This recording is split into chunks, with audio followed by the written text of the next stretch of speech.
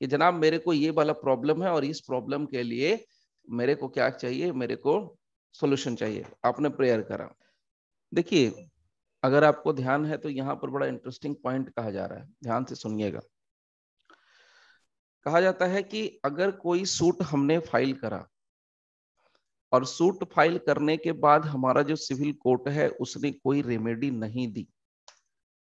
मामला क्या है, हमने कोई सूट फाइल करा और हमारी जो सिविल कोर्ट है उसने कोई रेमेडी ग्रांट नहीं करी, तब उस सिचुएशन में क्या कहा जाए? कहते हैं कि any relief claimed in the plaint, कोई रिलीफ क्लेम किया गया प्लेंट में, which is not expressly granted by the decree, decree में उसको ग्रांट नहीं किया गया। डिक्री जब पढ़े तो पता ही नहीं चला कि भाई, डिक्री में पता नहीं चल पाया कि हाँ उसने डिसाइड किया, यानी कि डिक्री के हिसाब से डिसाइड हुआ ही नहीं।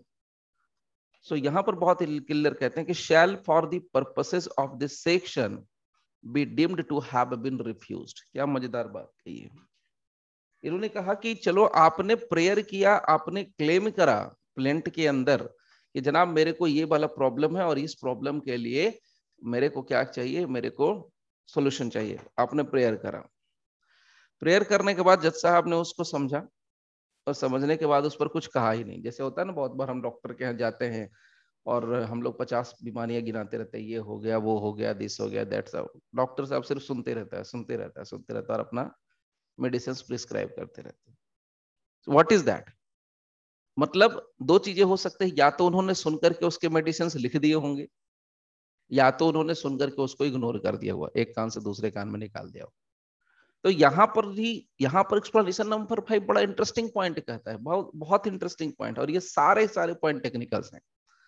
इन्होंने कहा कि आपने जज साहब को बताया कि जनाब ये प्रॉब्लम है, this is my problem and I am claiming this relief, और मैं ये क्लेम कर रहा हूं इस रिलीफ को, लेकिन कोर्ट ने उसको ग्रांट नहीं किया। तो उसका मतलब क्या समझना चाहिए? अगर कोर्ट ने उसको ग्रांट नहीं किया तो इसका मतलब ये समझिए कि कोर्ट ने उसको रिफ्यूज कर दिया।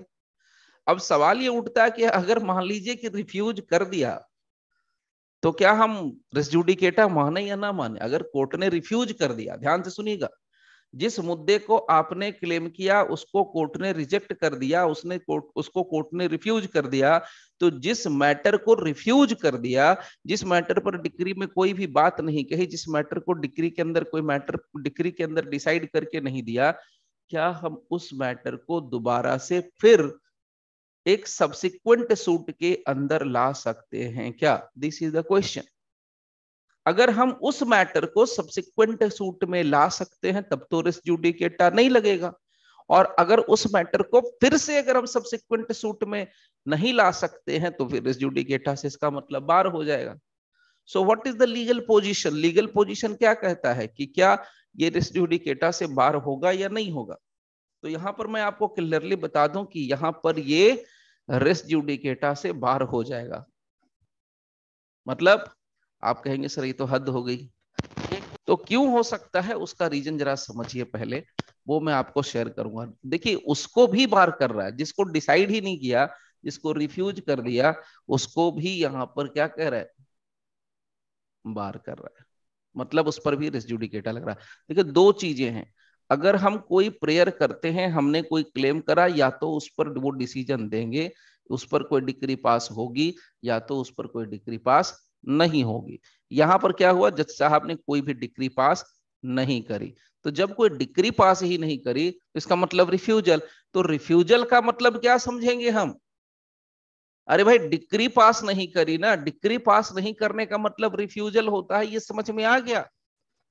लेकिन इसका मतलब क्या, whether the court has applied his judicial mind or not, this is the question.